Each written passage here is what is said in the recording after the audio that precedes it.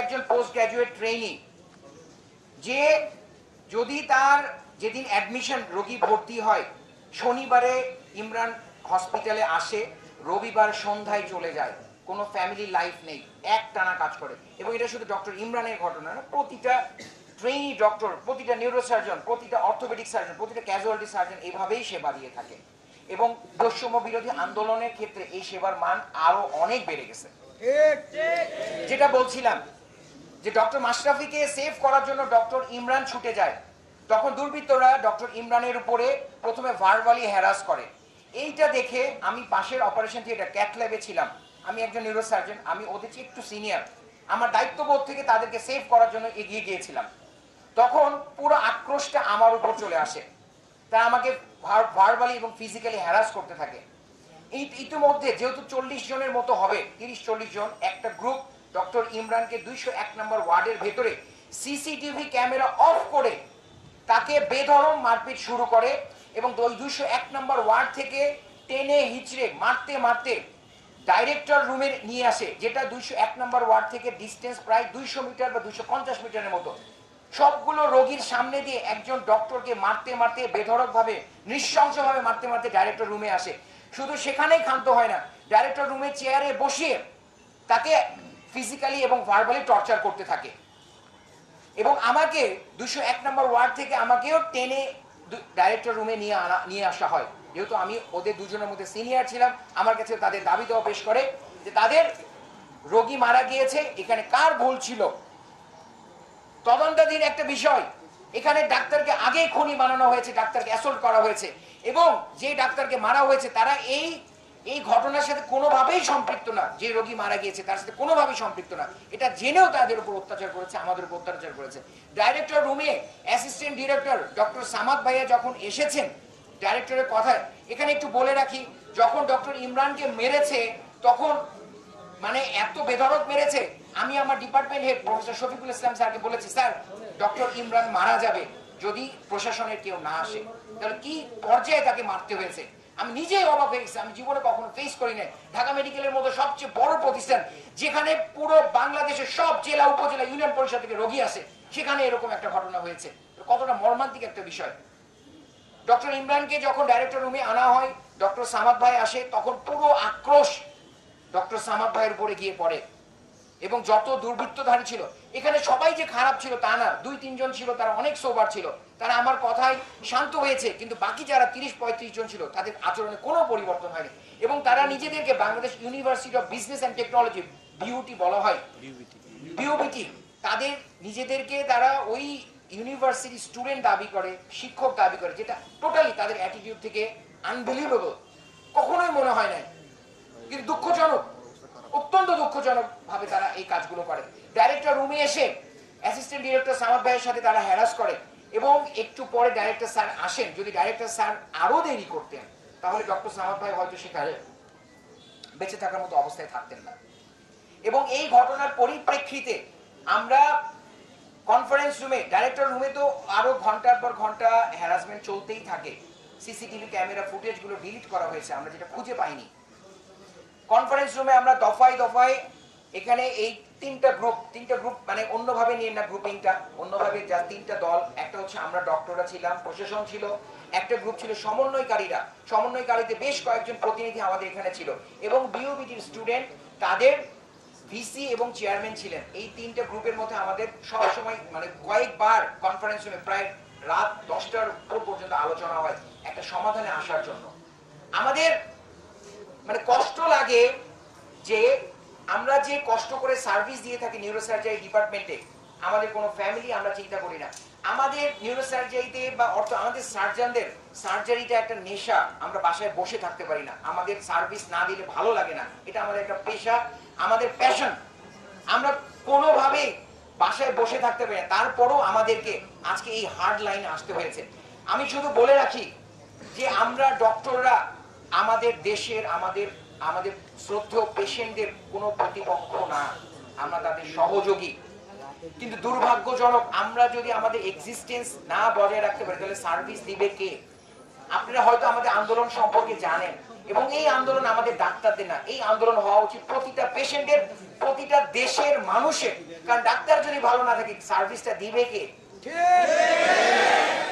Doctor যদি ভালো না থাকে আপনার দেশের মানুষকে সার্ভিস দিবে কে? এই জন্য এই আন্দোলন, দয়া করে মিডিয়া ভাইয়েরা আপনারা অনেক সিনসিয়ার, এই বৈষম্য বিরোধী আন্দোলন থেকে আপনারা আমাদের ভূমিকা দেখেছেন। আমরা ছাত্রদের সাথে, আমরা দেশের জনগণের সাথে। এই মেসেজটুকু শেয়ার করবেন। প্রশাসনিক ব্যর্থতার কারণে যে আমাদের উপর অন্যায়গুলো হচ্ছে বছরের পর বছর ধরে, এর দাবির প্রেক্ষিতে আজকে আমাদের হার্ড লাইন। ঢাকা মেডিকেল কলেজে শুধু নিউরোসার্জারিতে এই একটা ঘটনা হয়েছে তা না, এরপরে আরো দুটো ঘটনা হয়েছে যেটা আমাদের আরো দুজন প্রত্যক্ষ করবে। আমি আমার ঘটনা এতটুকু এখানে রাখছি। আমি ডক্টর আহারকে ফোনটা দিচ্ছি।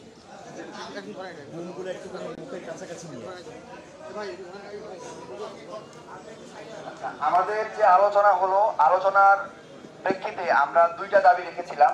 আপনারা অবগত যে প্রথম দাবি ছিল যারা আমাদের ডক্টরের উপরে হামলা করেছে তাদের দ্রুততম সময়ের মধ্যে 24 ঘন্টার মধ্যে গ্রেফতার করতে হবে।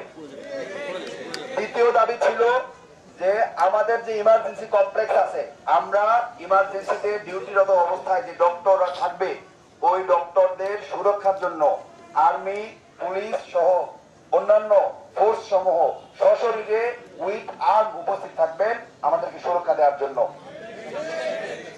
ঢাকা মেডিকেল কলেজ সহ সব জায়গায় এই প্রতিশ্রুতি নিয়ে রাত 11টার সময় কাজে ফিরে যায় এবং রাত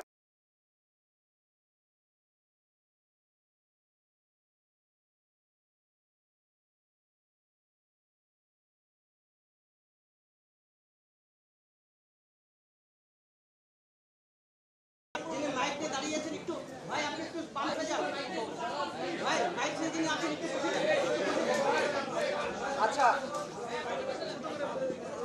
মিডিয়ার ভাইদের কাছে পুরো ঘটনা প্রবাহ ক্লিয়ার থাকা দরকার, কারণ বিভিন্নভাবে মেসেজ যাচ্ছে, শুধু হেডলাইন যাচ্ছে এবং হেডলাইনগুলো ডাক্তারদের সাথে জনগণের একটা ক্লাস তৈরি করতেছে।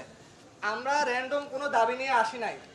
গতকালকে যখন আমাদের নিউরো সার্জারি ইমরান ভাইকে এরকম মারতে মারতে ডিরেক্টর স্যারের রুমে নিয়ে আসা হচ্ছিল, আমাদেরকে ইনফর্ম করা হয়েছে যে ঢাকা মেডিকেলের ইন্টার্ন এবং যত স্টুডেন্ট আছে তারা একটু কাইন্ডলি ডিরেক্টর স্যারের রুমে চলে আসো, কারণ ওই মুহূর্তে যদি সেভ করার কেউ না থাকে ইমরান ভাই হয়তো স্পট ডেড হইতে পারতো। তা আমরা আসি, আমরা এসে ডিরেক্টর স্যারের সহায়তায় পরিস্থিতি কিছুটা শান্ত করা হয়। তারপর ডিরেক্টর স্যারের সাথে এবং ওখানে যারা বিউবিটির দায়িত্বশীল ছিল, সমন্বয়ক ছিল, তাদের কাছে ইনস্ট্যান্ট আমরা দুইটা দাবি দেই। একটা দাবি হচ্ছে গিয়া খুব দ্রুততম সময়ের ভিতরে, এবং এই সময়টা আমরা বলছি যেহেতু রাত 9:30টায় আমরা মিটিং করতেছি, 12টার ভিতরে আর্মির মাধ্যমে ঢাকা মেডিকেল এবং ঢাকা মেডিকেল সহ সারা দেশের সকল হাসপাতালে ডাক্তারদের খুব দ্রুত নিরাপত্তা নিশ্চিত করতে হবে। আর সেকেন্ড আলটিমেটাম আমাদের ছিল 12 ঘন্টার ভিতরে, যেহেতু সিসিটিভি ফুটেজ আছে, অসংখ্য মানুষ এই জিনিসটা দেখছে, সকল প্রমাণাদির ভিত্তিতে যারা দুর্বৃত্ত তাদেরকে গ্রেফতার করা এবং আইনের আওতায় আনা। কিন্তু দেখা গেল এই ঘটনা মানে এই যে সিদ্ধান্ত হলো এর 30 মিনিটের মধ্যে আরো দুইটা মেজর ইনসিডেন্ট ঢাকা মেডিকেলে হয়। একটা হচ্ছে কি দুইটা পেশেন্ট মানে একটা পেশেন্ট এবং এক আসামি, আসামির আক্রমণে পেশেন্টকে ঢাকা মেডিকেলে ভর্তি করা হয়। সেই আসামি রামদা এবং চাপাতি নিয়ে পুনরায় হাসপাতালে ঢুকে পেশেন্টের মৃত্যু নিশ্চিত করে তারপর এখান থেকে কোপাতে ভর্তি রোগীর মৃত্যু নিশ্চিত করছে ওয়ার্ডের ভিতরে। ওই সময়ে সেনাবাহিনী উপস্থিত ছিল এবং এর পরবর্তীতে আরো উইদিন 30 মিনিট একটা বিষ পান করে আসা একটা পেশেন্ট এখানে মারা যায়। তার পরিপ্রেক্ষিতে তাদের রোগীর স্বজনরা আমাদের যে ইমার্জেন্সির আইসিইউ এবং হচ্ছে ওখানে যে ইমার্জেন্সি মেডিকেল অফিসার তাদের উপর আঘাত করে। দেখুন, আমাদের যে নিরাপত্তার কথা বলা হয়েছিল যে 12টার ভিতরে সেনাবাহিনী এসে ডাক্তারদের নিরাপত্তা দিবে, কিন্তু উইদিন অন আওয়ার রোগীর নিরাপত্তা নিশ্চিত হলো না, ডাক্তারদের নিরাপত্তা নিশ্চিত হলো না। এর ফলশ্রুতিতে আমরা ইনস্ট্যান্ট যারা ইন্টার্ন ডক্টর আছি আমরা কর্মবিরতি রাখছি। আমরা যারা ইন্টার্ন ডক্টর ছিলাম, যেহেতু হাসপাতাল একেবারেই নিরাপদ না, না ডাক্তারদের জন্য না রোগীদের জন্য, রোগীও আক্রমণের শিকার হয়েছে আর ডাক্তার তো বারংবার আক্রমণের শিকার হচ্ছে। তা আমরা নিরাপত্তা নিশ্চিত না হওয়া পর্যন্ত আমরা সারা বাংলাদেশের সকল ইন্টার্ন ডক্টর এবং মেডিকেল যারা স্টুডেন্ট আছে আমাদের আন্দোলনের সাথে একাত্মতা পোষণ করার জন্য অনুরোধ করছি।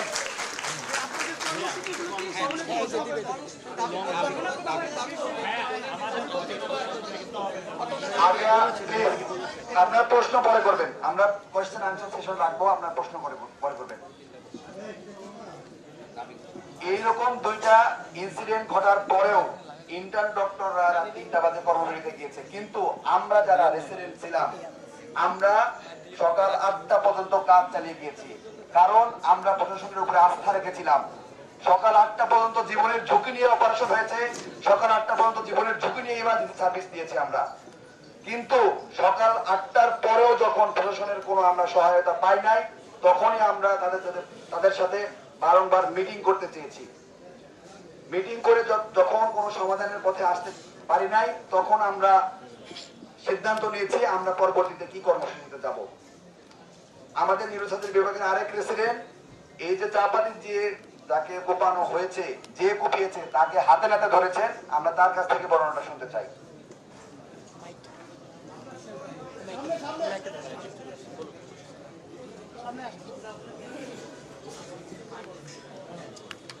আসসালামু আলাইকুম, আমি ডাক্তার Ikramul Haque Shovon, neurosurgery resident, Dhaka medical college.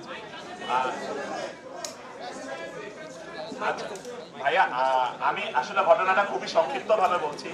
আমরা কালকে আমাদের যে ভাইদেরকে মারা হয়েছে, তখন আমরা ইনফর্ম হওয়ার সাথে সাথে আমরা ডিরেক্টর রুমে আসি, ভাইদেরকে প্রোটেকশন দেওয়ার জন্য আসি। তো এই ব্যাপারে আমরা ডিরেক্টর রুমে কথা বলছিলাম স্যারের সাথে, স্যার আর্মির সাথে কথা বলছিলেন।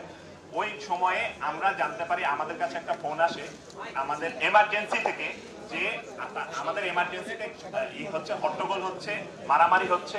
আমাদের যে মেয়ে ডাক্তার যারা ছিলেন তারা আমাদেরকে ফোন করে বলেন যে আমরা তো ভয় পাচ্ছি, একটু কেউ তোরা যারা আছিস তারা আগায় আসলে ভালো হয়। তো আমি, শাওন এবং ওমর নামে আরেকজন ছিলেন আমাদের ক্রিটিক্যাল কেয়ার মেডিসিনের, আমরা 3 জন আগায় যাই। আগায় যাওয়ার সময় আমাদের ইন্টার্ন ডক্টররা ছিলেন, মেডিকেল স্টুডেন্টরা, ওদেরকে নিয়ে যাওয়া হয় যে কোথায় কি হচ্ছে সেটা দেখার জন্য। তো আমরা ওইখানে যাওয়ার সময় আমাদের এমার্জেন্সি কমপ্লেক্সের পরে একটা লিফটের এরিয়া আছে, ওই এরিয়াতে আমরা দেখতে পাই যে একজন দৌড়ায় আসছে, তাকে আরেকজন রোগী আমাদেরই নিউরোসার্জারিতে ভর্তি আছে, যার ইমিডিয়েটলি অপারেশন করার পরে আমাদের ওখানে ফ্লোরে, আমাদের যেহেতু সম্পূর্ণ বেড নেই সবাইকে দেওয়ার মতো, তাই ফ্লোরে রাখা হয়েছিল। ওই রোগীর ওপরে আরেকজনকে ফালায় নিয়ে একজন মহিলা এবং 2 জন পুরুষ, যাদের হাতে চাপাতি ছিল এবং রামদা ছিল, তারা কোপাচ্ছে। ওইখানেই রক্তক্ষরণ হয়ে রোগীটা মোটামুটি অলমোস্ট ক্রিটিক্যাল সিচুয়েশনে চলে যায়।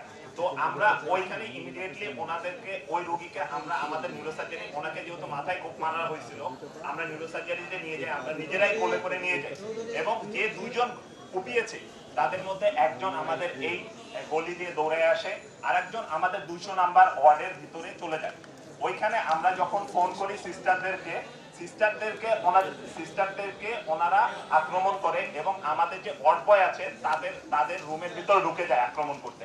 ওয়ার্ড বয়রা বের হয়ে তাকে তালা মারে। তার হাতে তখনও চাপাতি ছিল। তখন তালা মারার পরে আমরা আর্মিকে ইনফর্ম করি। আর্মি আসার পরে ওনাদেরকে হ্যান্ড ওভার করা হয় ওই আসামিকে এবং অস্ত্র সহ। এবং আমরা পরবর্তীতে জানতে চাই যে রোগীকে কোপানো হয়েছে সে রোগী মারা গেছে। ঠিক আছে, এখন আমাদের কথাটা হলো যে যেখানে একটা মেডিকেল কলেজ, একটা হাসপাতাল, বাংলাদেশের সর্ববৃহৎ মেডিকেল কলেজ হাসপাতাল, সেখানে অস্ত্র নিয়ে ঢুকে একটা রোগীর উপরে, একটা ক্রিটিক্যাল রোগীর উপরে ফালায় আর একটা রোগীকে মেরে ফেলা হয়, সেখানে না রোগী সেফ, না জনগণ সেফ, না ডাক্তার সেফ। আমরা কিভাবে সার্ভিসটা দেব? আমাদের আন্দোলনটা আমাদের প্রশাসনিক ব্যর্থতার কারণে। হাসপাতালে কেন মানুষ অস্ত্র নিয়ে ঢুকে আরেকজনকে হামলা করে মারবে? কেন? যেখানে এত বড় আন্দোলন হলো সেখানের ভিতরেও আমাদের হাসপাতাল মোটামুটি সেফ ছিল, সেখানে কিভাবে? আমাদের দাবি তার এটাই যে সিকিউরিটি।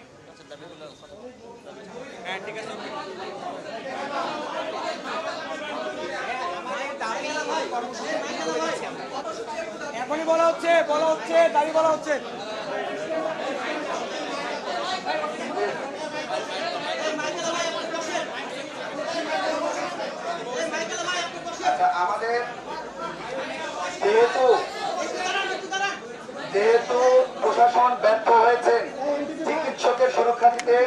যেহেতু প্রশাসন ব্যর্থ হয়েছে রোগীর সুরক্ষা দিতে, ভর্তি রোগীর খুন কনফার্ম হয়েছে আমাদের ইমার্জেন্সি কমপ্লেক্সের ভিতরে। এতে আমরা কি বুঝতে পারি? আমরা চিকিৎসকরা এখানে সুরক্ষিত না, আমার ভর্তি রোগী সুরক্ষিত না, আমার সিস্টার সুরক্ষিত না, আমার ওয়ার্ড বয় সুরক্ষিত না, এখানে কেউই সুরক্ষিত না। সেই জন্য এবং ঘটনার 18 ঘন্টা পার হওয়ার পর এখন পর্যন্ত কোনো মামলা রুজু হয় নাই এবং গ্রেপ্তার কথা। তাই আমরা প্রশাসনের ব্যর্থতা এবং আমাদের ভাইয়ের অ্যাটেম্পট টু মার্ডার ক্লেমের কারণে, রোগীর হত্যার কারণে আমরা কমপ্লিট শাটডাউন কর্মসূচির আহ্বান করছি।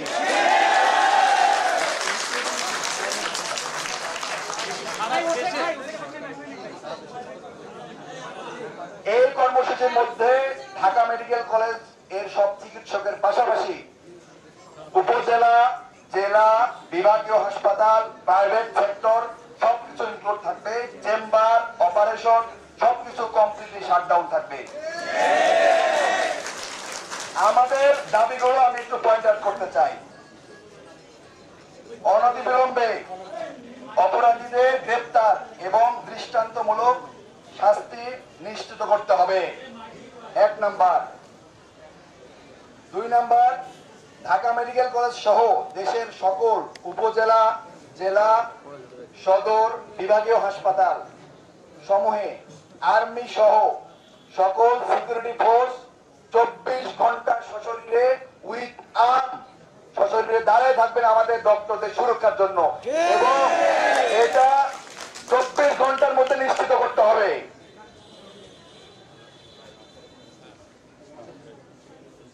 এবং ভবিষ্যতে চিকিৎসকদের নিরাপত্তা প্রদানে স্বাস্থ্য অধিদপ্তরের অধীনে, আমি আবার বলতে চাই, আপনারা আবার একটু মনোযোগ সহকারে শুনবেন, স্বাস্থ্য অধিদপ্তরের অধীনে স্বতন্ত্র স্বাস্থ্য পুলিশের নিয়োগ বাস্তবায়ন করতে হবে। এর জন্য আমরা মাননীয় উপদেষ্টা মহোদয়, প্রধান উপদেষ্টা মহোদয় এবং সংশ্লিষ্ট যারা আছেন আইন প্রণেতা তাদেরকে আমরা 7 দিন সময় দিতে চাই। এই 7 দিনের মধ্যে স্বাস্থ্য পুলিশের নিয়োগ নিশ্চিত করতে হবে। 4 নাম্বার, কার্যকর এবং সময় উপযোগী স্বাস্থ্য সুরক্ষা আইন অতি দ্রুত প্রণয়ন এবং সংস্কার করে এর দ্রুত বাস্তবায়ন করতে হবে। আমাদের এই 4টা দাবির সাথে আমাদের সারা বাংলাদেশের সব ডক্টর এখানে অটল থাকবে।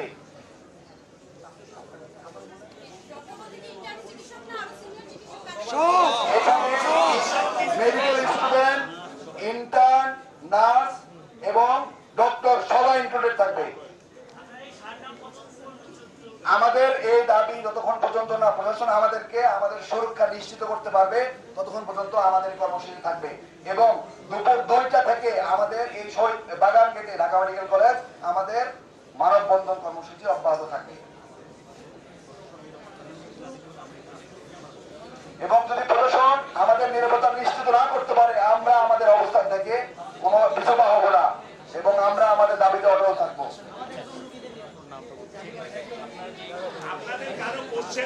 আপনারা প্লিজ আপনারা একটু কোয়েশ্চেন কারা করবেন, 2টা কোয়েশ্চেন আমরা নেব, একটু হাত তুলবেন কোন 2জন কোয়েশ্চেন করতে চান।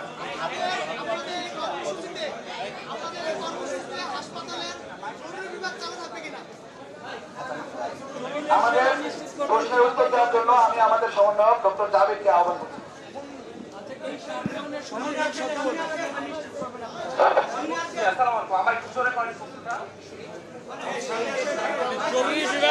জরুরি বিভাগ আপনাদের চালু থাকবে কিনা? চালু থাকবে কিনা বা যে সকল রোগী ভর্তি আছে তাদের সেবা আপনারা কিভাবে নিশ্চিত করবেন? ধন্যবাদ। আমরা যারা ডক্টর কমিটিটা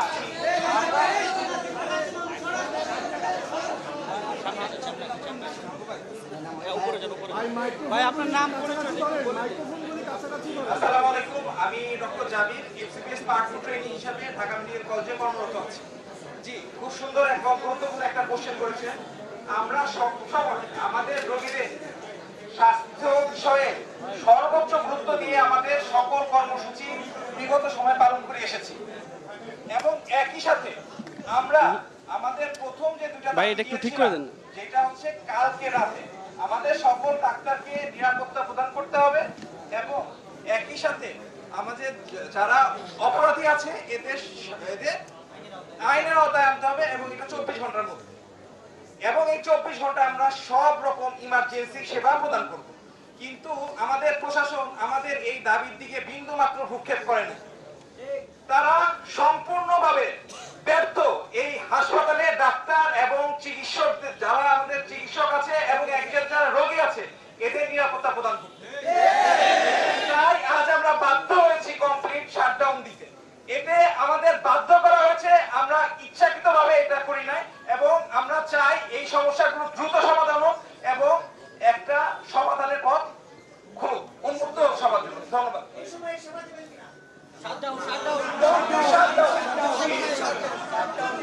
ভাই আমরা 24 ঘন্টা পর্যন্ত সেবা দিতে চেয়েছিলাম কিন্তু যেহেতু আমাদের নিরাপত্তা নিশ্চিত হয় না তাই আমাদের এই প্রতিশ্রুতি থেকে সরে আসতে হচ্ছে। ধন্যবাদ।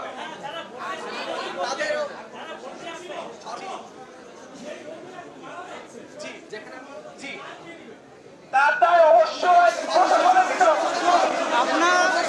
প্রশাসনকে তার দায় অবশ্যই প্রশাসনকে নিতে হবে কারণ আমরা তাদের 24 ঘন্টা সময় দিয়েছিলাম শুধু একটা জিনিস চেয়েছিলাম আমাদের চাকরিতে সিকিউরিটি সেখানে ভাই পদত্যাগ চাই কিনা এটা একটু বলে দেন। হাসপাতালে মার্ডার হয়েছে সিকিউরিটি জায়গায় ওসেক ভাঙচুর হয়েছে তো এরই পরিপ্রেক্ষিতে আমরা আমাদের এই কমপ্লিট শাটডাউন প্রস্তাবনা বাস্তবায়নের জন্য বাধ্য হয়েছি।